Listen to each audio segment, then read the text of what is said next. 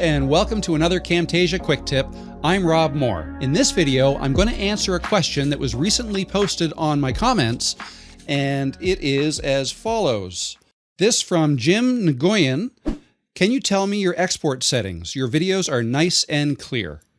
Thank you, Jim, and yes, I can. Let me just say, though, that if you ever do have questions, feel free to ask them in the comments below, and I'll either answer them there in the comments, or I may answer it in a video like this. Okay, Jim, so my export settings. Let's assume that this video is all ready to go, and I want to export it.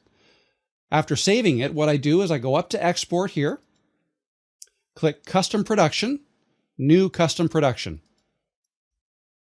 Now, for my YouTube videos, I always save them as MP4. So leave this checked and click Next.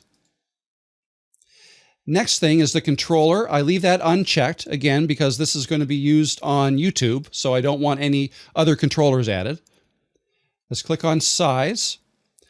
I always export at 1080p, which is 1920 by 1080. So let's leave this like this and go on to Video Settings. For the frame rate, if I'm making a video tutorial, I'll typically make it in 60 frames per second. So if I make it in 60 frames per second, we'll want to change this to 60. And for the encoding mode, I leave it set to quality, and I have this set to 74.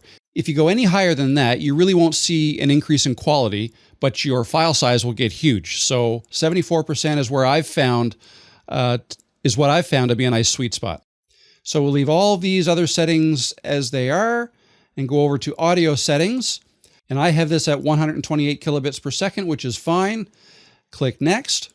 I don't add a watermark, so we'll just leave all this as it is. Click Next again. Now here is where I want to select where I want to save the video. And once I have my location picked, I'll hit Save. And then when I'm all ready to go, just click Finish.